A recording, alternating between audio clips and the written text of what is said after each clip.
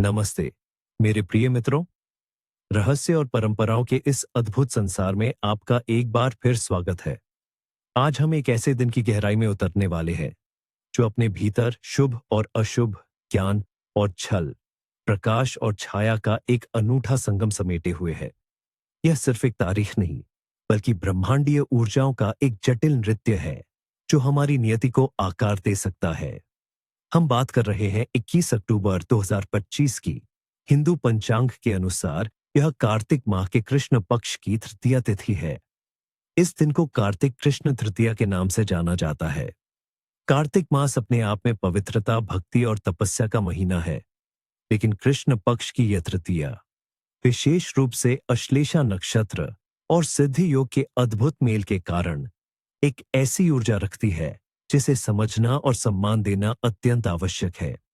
यह दिन प्रकृति के चक्रों और मानव जीवन के गहरे रहस्यों से जुड़ा है, जहां हर संकेत, हर परंपरा और हर निषेध एक छिपे हुए अर्थ को वहन करता है। कार्तिक मास हिंदू धर्म में अत्यंत पवित्र माना जाता है। इसे भगवान विष्णु, शिव और देवी लक्ष्मी की पूजा के लिए समर्पित किया गया है। पूरे महीने में लोग स्नान-दान, तपस्या और व्रत करते हैं ताकि पापों से मुक्ति मिले और मोक्ष की प्राप्ति हो। तृतीया तिथि स्वयं देवी गौरी या पार्वती को समर्पित है। इस दिन विशेष रूप से वैवाहिक सुख, संतान प्राप्ति और परिवार की समृद्धि के लिए प्रार्थना की जाती है। माना जाता है कि देवी गौरी की पूजा से स्त्रियां अखंड सौभाग्य और पुरुषों को अपने घर में सुख शांति प्राप्त होती है। इस दिन की प्राचीन जड़ें हमें प्रकृति और दिव्य स्त्री शक्ति के प्राचीन उपासकों तक ले जाती हैं, जहां चंद्र चक्र के हर चरण को एक विशेष देवी या ऊर्जा से जोड़ा जाता था। यह दिन सिर्फ देवी गौरी के ही नहीं, बल्कि अश्लेषा नक्षत्र के कारण नागों यानी सर्प देवताओं से भी जुड़ा है। ये नाग देवता ज्ञान के रक्षक, पाताल लोक के अधिपति और गुप्त शक्तियों के प्रतीक माने जाते हैं। इस दिन की ऊर्जा प्राचीन काल से ही गुप्त विद्याओं, आत्मनिरीक्षण और गहन आध्यात्मिक साधनाओं के लिए विशेष मानी जाती रही है।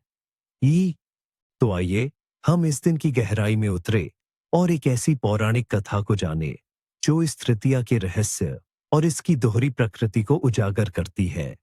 यह कहानी देवी पार्वती और नागों के प्राचीन ज्ञान से जुड़ी है, जो हमें अश्लेषा नक्षत्र के गूढ़ अर्थों को समझने में मदद करेगी। बहुत समय पहले की बात है, जब सृष्टि में उथल-पुथल मची हुई थी और असुरों का प्रकोप बढ़ रहा था।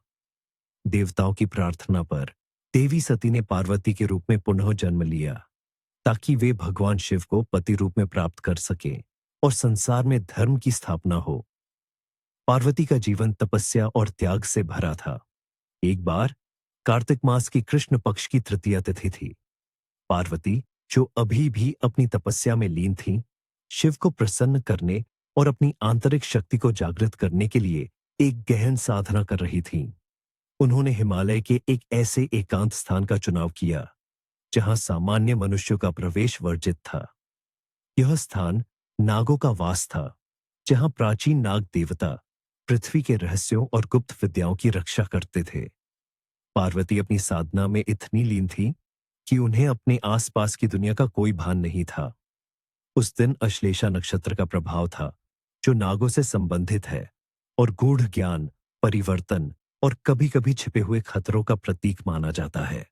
साधना के दौरान पार्वती ने महसूस किया कि उनके चारों ओर कुछ अदृश्य ऊर्जाएं घूम रही हैं। धीरे-धीरे एक विशाल तेजस्वी नाग उनके सामने प्रकट हुआ। यह कोई साधारण नाग नहीं था, बल्कि नागराज वासुकी के दूत थे, जो पृथ्वी के सबसे पुराने रहस्यों के संरक्षक थे।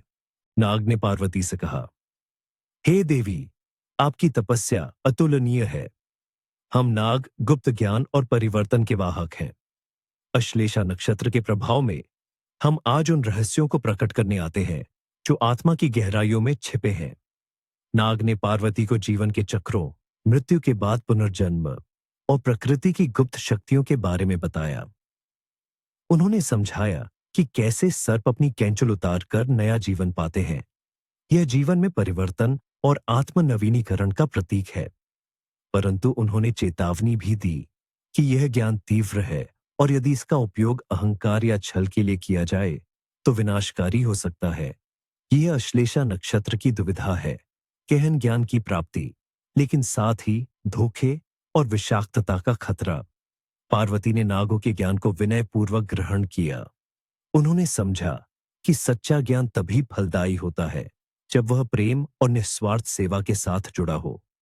इसी साधना के बल पर पार्वती ने अपनी आंतरिक शक्ति को जागृत किया और वे उस महाशक्ति में परिवर्तित हुईं जो आगे चलकर असुरों का संहार करने वाली थी। इस कथा का सार यह है कि कार्तिक कृष्ण तृतीया विशेष रूप से अश्लेषा नक्षत्र के प्रभाव में आत्मनिरीक्षण, गूढ़ ज्ञान की प्राप्ति और आंतरिक परिवर्तन के लिए एक शक्तिशाली दिन है। यह हमें सिखाता है कि जीवन में आने वाले नाग रूपी खतरों या छिपे हुए रहस्यों का सामना विवेक और पवित्रता से करना चाहिए, तभी हम सिद्धि प्राप्त कर सकते हैं। यह दिन हमें आत्मशुद्धि और परिवर्तन के लिए प्रेरित करता है, लेकिन साथ ही चेतावनी भी देता है कि ज्ञान की शक्ति का दुरुपयोग न हो। अब बात करते हैं इस दिन के भाग्य के संकेतों की, जो हमें आने वाले समय के बारे में सूक्ष्म संकेत देते हैं। लोकप्रिय लोक मान्यताएं और शकुन। 8. मौसम संबंधी। यदि कार्तिक कृष्ण तृतीया पर आकाश बिल्कुल साफ और तारे स्पष्ट दिखाई दे, तो ये आने वाली सर्दियों के अत्यंत कठोर और लंबे होने का संकेत है। इसके विपरीत यदि इस दिन हल्की बारिश या बदली छाई रहे, तो ये फसल की अच्छी पैदावार और धन धान्य की वृद्धि का सूचक माना जाता है। 2. जानवर संबंधी। यदि आपको इस दिन अचानक कोई सांप, विशेषकर बिना किसी आक्रामकता के, अपने घर के आसपास दिखाई दे, तो इसे गुप्त ज्ञान की प्राप्ति या किसी छिपी हुई समस्या के समाधान का संकेत माना जाता है। चूंकि यह अश्लेषा नक्षत्र का दिन है, सांपों का दिखना आत्मनिरीक्षण या किसी महत्वपूर्ण रहस्य के अनावरण की ओर इशारा करता है। वहीं यदि कोई काला कौवा आपके घर की छत पर लगातार कांव कांव करे, तो यह किसी अप्रत्याशित बाधा या बुरी खबर का पूर्वाभास हो सकता है। 3. घरेलू संबंधी। यदि इस दिन आपके हाथ से गलती से नमक गिर जाए, तो इसे धन हानि या दुर्भाग्य का संकेत माना जाता है। नमक को देवी लक्ष्मी का रूप माना जाता है और इसका गिरना दरिद्रता को आमंत्रित कर सकता है। वहीं यदि घर में जलाया गया दीपक बिना किसी हवा के अचानक बुझ जाए, तो यह किसी आने वाली बीमारी या पारिवारिक कलह का संकेत हो सकता है। 4. वित्तीय संबंधी। यदि आपको इस दिन सड़क पर कोई सिक्का मिले, विशेषकर यदि वह सीधा पड़ा हो, तो यह अप्रत्याशित धन लाभ या किसी नए अवसर का संकेत है। वहीं यदि आप इस दिन अपनी कोई महत्वपूर्ण वस्तु, विशेषकर धन संबंधी, खो देते हैं, तो यह लापरवाही और भविष्य में होने वाले वित्तीय नुकसान का संकेत हो सकता है। 5. यात्रा संबंधी। यदि आप इस दिन यात्रा पर निकल रहे हैं और आपको रास्ते में कोई विधवा महिला या कोई बीमार व्यक्ति दिखाई दे, तो इसे अशुभ माना जाता है और यह यात्रा में बाधा या असफलता का संकेत हो सकता है। इस रात के सपने। कार्तिक कृष्ण तृतीया की रात के सपने विशेष अर्थ रखते हैं, क्योंकि अश्लेषा नक्षत्र आपकी अंतरात्मा को गहराइयों तक प्रभावित करता है। सांप देखना। यदि आप सपने में सांप देखते हैं, तो इसका अर्थ उसकी अवस्था पर निर्भर करता है। यदि सांप कुंडली मारकर बैठा है या शांतिपूर्वक विश्राम कर रहा है, तो यह भीतर छिपे ज्ञान, कुंडलिनी शक्ति के जागरण या किसी समस्या के समाधान का प्रतीक है। यदि सांप आप पर हमला कर रहा है या आक्रामक है, तो यह भीतर के अनसुलझे भय, छिपे हुए शत्रु या विश्वासघात का संकेत हो सकता है। सांप का कैंचुल छोड़ना, त्वचा बदलना, जीवन में बड़े बदलाव, आत्म परिवर्तन और पुराने विचारों से मुक्ति का प्रतीक है। पिता सुख देवी गौरी या पार्वती को देखना। यह सपना अत्यंत शुभ होता है। यह वैवाहिक सुख, संतान प्राप्ति, पारिवारिक शांति या किसी मनोकामना की पूर्ति का संकेत है। ये आपकी भक्ति और विश्वास का प्रतिफल माना जाता है। बहता पानी देखना। नदी या झरने का बहता पानी देखना शुद्धिकरण, बाधाओं से मुक्ति और जीवन में नए प्रवाह का संकेत है। यह दिखाता है कि आप अपनी भावनाओं को सफलतापूर्वक प्रवाहित कर पा रहे हैं। सूखा पेड़ या मुरझाए फूल देखना। यह सपना हानि, निराशा या किसी रिश्ते में ठहराव का प्रतीक हो सकता है। यह आपको अपनी भावनाओं पर ध्यान देने और जीवन के उन पहलुओं पर काम करने की चेतावनी देता है जिन्हें पोषण की आवश्यकता है। पहाड़ पर चढ़ना। यदि आप सपने में पहाड़ पर चढ़ते हैं और चोटी तक पहुंच जाते हैं, तो ये आपके प्रयासों में सफलता और लक्ष्यों की प्राप्ति का प्रतीक है।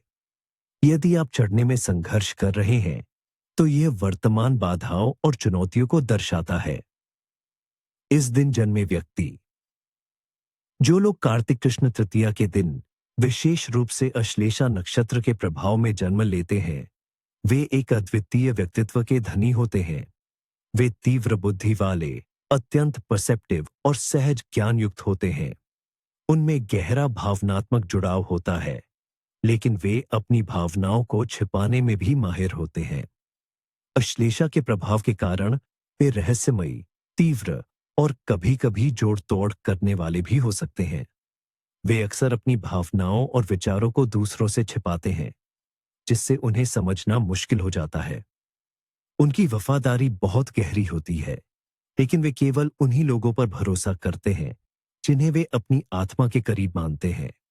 ये लोग अक्सर गूढ़ विद्याओं, मनोविज्ञान या किसी भी ऐसी चीज में रुचि रखते हैं जिसमें गहराई और विश्लेषण की आवश्यकता हो। वे अच्छे चिकित्सक, शोधकर्ता या जासूस बन सकते हैं। उन्हें जीवन में रिश्तों में चुनौतियों का सामना करना पड़ सकता है, लेकिन यदि वे अपने आंतरिक स्वभाव को समझकर संतुलन बनाते हैं, तो वे असाधारण सफलता प्राप्त कर सकते हैं।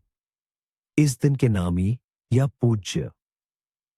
इस दिन कोई विशेष इम्यूनिटी या नाम दिवस जैसा व्यापक प्रचलन नहीं है, जैसे कि कुछ अन्य संस्कृतियों में होता है।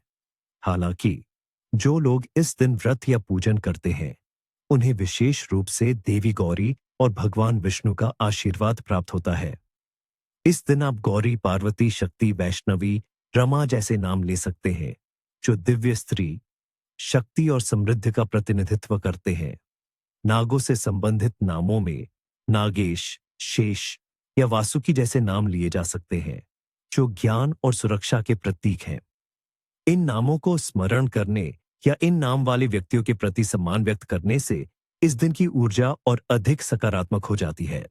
आइए अब हम उन परंपराओं और अनुष्ठानों की ओर बढ़ते हैं जिन्हें इस दिन करना शुभ और फलदायी माना जाता है। मुख्य परंपराएं और अनुष्ठान। 1. कार्तिक स्नान और दीपदान। लक्ष्य: शारीरिक और आत्मिक शुद्धिकरण, पापों से मुक्ति, देवी लक्ष्मी और भगवान विष्णु का आशीर्वाद प्राप्त करना, अंधकार को दूर कर प्रकाश फैलाना। क्या चाहिए?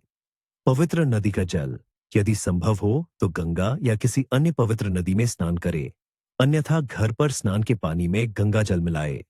शुद्ध घी के दीपक, मिट्टी के या आटे के, बाती, घी, माचिस। कब और कैसे करें? सूर्योदय से पहले उठकर स्नान करें। यदि पवित्र नदी में संभव हो तो गंगा मैया की जय बोलते हुए डुबकी लगाएं।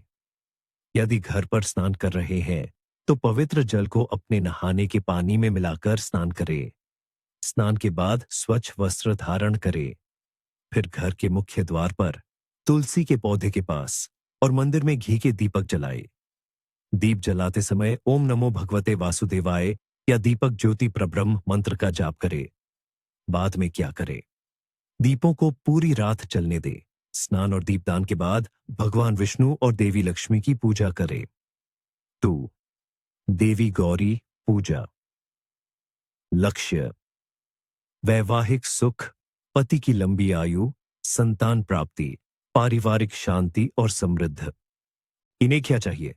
देवी गौरी की प्रतिमा या चित्र, लाल वस्त्र, सिंदूर, हल्दी, कुमकुम, चावल, पुष्प, गुड़हल या लाल गुलाब, फल, मिठाई, घर पर बनी, धूप, दीपक, जल कलश। कब और कैसे करें? सुबह स्नान के बाद पूजा स्थल को साफ करें, देवी गौरी की प्रतिमा स्थापित करें और उन्हें लाल वस्त्र पहनाएं। उनके सामने दीपक और धूप जलाएं। अब जल कलश स्थापित करें और मंत्रों के साथ देवी का आह्वान करें। देवी को सिंदूर, हल्दी, कुमकुम अर्पित करें। फिर चावल, फूल, फल और मिठाई चढ़ाएं। ओम गौरीये नमः मंत्र का 108 बार जाप करें या देवी गौरी की चालीसा का पाठ करें। बाद में क्या करें? पूजा समाप्त होने पर आरती करें और परिवार के सभी सदस्यों में प्रसाद बांटें। विवाहित महिलाएं विशेष रूप से अपने पति की लंबी आयु के लिए प्रार्थना करें। 3. तुलसी पूजा। लक्ष्य: भगवान विष्णु का आशीर्वाद, घर में सुख समृद्धि, नकारात्मक ऊर्जा से मुक्ति। क्या चाहिए?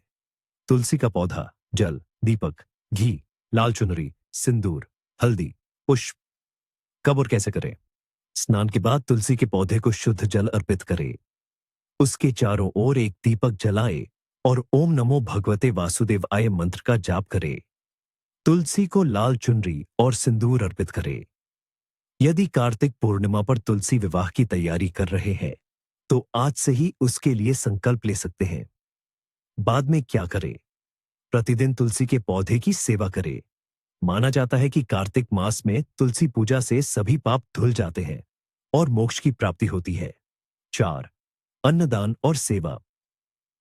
लक्ष्य: पुण्य की प्राप्ति, ग्रहों के दोषों से मुक्ति, दरिद्रता का नाश। क्या चाहिए? सात्विक भोजन, रोटी, दाल, चावल, सब्जी, मिठाई, वस्त्र। कब और कैसे करें? इस दिन गरीब और जरूरतमंद लोगों को सात्विक भोजन खिलाना अत्यंत शुभ माना जाता है। आप चाहें तो उन्हें गर्म वस्त्र भी दान कर सकते हैं। ये दान गुप्त रूप से या खुले तौर पर भी किया जा सकता है। बाद में क्या करें? दान करने के बाद मन में संतोष का भाव रखें और ईश्वर का धन्यवाद करें। माना जाता है कि कार्तिक मास में किया गया दान कई गुना अधिक फल देता है। इस दिन की पाक परंपराएं। कार्तिक मास में और विशेष रूप से इस तरह के आध्यात्मिक दिनों पर सात्विक भोजन का विशेष महत्व होता है। सात्विक आहार: प्याज, लहसुन, मांसाहार, अंडे और शराब का सेवन सख्त वर्जित है। घर में शुद्ध, हल्का और ताजा भोजन तैयार किया जाता है। दाल, चावल, रोटी, हरी सब्जियां, फल और दूध से बने पदार्थ खाए जाते हैं। व्रत और उपवास। कई लोग इस दिन आंशिक या पूर्ण उपवास रखते हैं। कुछ लोग केवल एक बार भोजन करते हैं, एकाशन व्रत, जबकि कुछ केवल फल और दूध का सेवन करते हैं। दही और बाजरा। कुछ क्षेत्रों में दही और बाजरा से बनी चीजें खाने का प्रचलन है, खासकर यदि मौसम ठंडा हो। प्रसाद। देवी गौरी को अर्पित किए जाने वाले प्रसाद में अक्सर मीठे चावल, हलवा या घर पर बनी मिठाइयां शामिल होती हैं। इस प्रसाद को परिवार के सदस्यों और मित्रों में बांटना शुभ माना जाता है। अब हम उस महत्वपूर्ण खंड की ओर बढ़ते हैं जहां हम उन सख्त निषेधों पर चर्चा करेंगे जिनका उल्लंघन इस दिन गंभीर परिणाम ला सकता है। नागों की शक्ति और अश्लेषा नक्षत्र के गूढ़ प्रभाव के कारण इन नियमों का पालन करना अत्यंत आवश्यक है। इस दिन के मुख्य निषेध: 1. नई शुरुआत या बड़े निर्णय लेना सख्त मना है।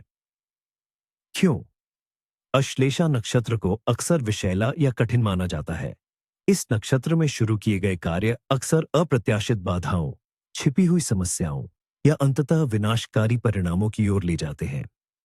यह नक्षत्र उन चीजों के लिए अच्छा है जिन्हें समाप्त करना है, न कि शुरू करना है। परिणाम: नया व्यवसाय, महत्वपूर्ण अनुबंध या बड़ी खरीदारी शुरू करने से भारी नुकसान, धोखा या लंबे समय तक चलने वाली समस्याएं हो सकती है। ये आपके प्रयासों में अप्रत्याशित जटिलताएं ला सकता है। 2.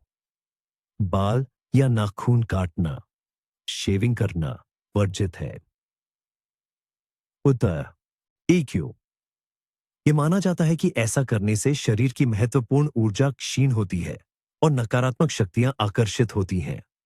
विशेष रूप से नागों से संबंधित दिन पर यह आपके शरीर को कमजोर कर सकता है और आपको बुरी नजर या नकारात्मक प्रभावों के प्रति अधिक संवेदनशील बना सकता है। परिणाम: शारीरिक स्वास्थ्य में गिरावट, धन हानि या मानसिक अशांति का अनुभव हो सकता है। यह आपकी आंतरिक शक्ति को भी प्रभावित कर सकता है। तौन: धन का लेन देन या कर्ज लेना देना सख्त मना है। क्यों? इस दिन धन उधार देने से वह वापस नहीं आता या बहुत मुश्किल से आता है। कर्ज लेने से दरिद्रता घर में आती है और लंबे समय तक बनी रहती है। यह दिन वित्तीय स्थिरता के लिए संवेदनशील होता है। परिणाम: वित्तीय अस्थिरता, अनावश्यक खर्चों में वृद्धि और आर्थिक तंगी का सामना करना पड़ सकता है। यह धन के प्रवाह को बाधित कर सकता है। 4. वाद विवाद, झगड़े या कटु वचन बोलना वर्जित है। ख्योते देवी गौरी प्रेम और सामंजस्य की प्रतीक है। इस दिन किया गया कोई भी झगड़ा या कटु व्यवहार वैवाहिक जीवन या पारिवारिक संबंधों में स्थायी दरार ला सकता है। अश्लेषा नक्षत्र की ऊर्जा नकारात्मक भावनाओं को बढ़ा सकती है। परिणाम: पारिवारिक कलह बढ़ सकती है, रिश्तों में खटास आ सकती है और घर में अशांति फैल सकती है। यह आपके मन को भी नकारात्मकता से भर देगा। 5. बड़ों, महिलाओं या गुरुजनों का अनादर करना सख्त मना है। क्यों? यह दिन दिव्य स्त्री शक्ति को समर्पित है। महिलाओं और बड़ों का अनादर करना देवी गौरी को क्रोधित कर सकता है और आपको गंभीर कर्मिक परिणामों का भागी बना सकता है। गुरुजनों का अनादर ज्ञान के मार्ग को बंद कर देता है। परिणाम: समाज में सम्मान की हानि, दुर्भाग्य का आगमन और आध्यात्मिक प्रगति में बाधा उत्पन्न हो सकती है। 6. तामसिक भोजन और नशे का सेवन वर्जित है। क्यों? कार्तिक मास वैसे ही सात्विकता का महीना है। इस दिन मांसाहार, शराब, प्याज, लहसुन जैसे तामसिक भोजन का सेवन करने से आध्यात्मिक चेतना बाधित होती है और नकारात्मक ऊर्जाएं आकर्षित होती हैं। अश्लेषा का प्रभाव पहले से ही गूढ़ है। तामसिकता उसे और विकृत कर सकती है। परिणाम: मन अशांत रहता है, बुरे विचार आते हैं और स्वास्थ्य पर नकारात्मक प्रभाव पड़ सकता है। यह आपकी आध्यात्मिक प्रगति को अवरुद्ध कर सकता है। 7. सूर्यास्त के बाद झाड़ू लगाना या कूड़ा बाहर फेंकना सख्त मना है। क्यों? सूर्यास्त के बाद झाड़ू लगाने से घर से देवी लक्ष्मी बाहर चली जाती है और कूड़ा बाहर फेंकने से घर की समृद्धि भी उसके साथ चली जाती है। यह दरिद्रता को आमंत्रित करता है। परिणाम: धन हानि, आर्थिक तंगी और घर में नकारात्मक ऊर्जा का वास हो सकता है। 8. यात्रा शुरू करना, विशेषकर उत्तर पूर्व दिशा में, वर्जित है। क्यों? अश्लेषा नक्षत्र को यात्रा के लिए अशुभ माना जाता है, खासकर जब चंद्रमा अश्लेषा में हो। उत्तर पूर्व दिशा देवताओं की दिशा है और इस दिन इस दिशा में यात्रा करने से अनावश्यक बाधाएं और परेशानियां आ सकती हैं। परिणाम: यात्रा में असफलता, दुर्घटना का भय या अप्रत्याशित समस्याओं का सामना करना पड़ सकता है। 9. अंधेरे या सुनसान स्थानों पर अकेले जाना मना है। क्यों? अश्लेषा नक्षत्र अपनी रहस्यमय और गूढ़ ऊर्जा के लिए जाना जाता है। इस दिन नकारात्मक और अदृश्य शक्तियां अधिक सक्रिय हो सकती हैं। अंधेरे और सुनसान स्थानों पर अकेले जाने से आप उनकी चपेट में आ सकते हैं। परिणाम: डर, चिंता या किसी अप्रिय घटना का अनुभव हो सकता है।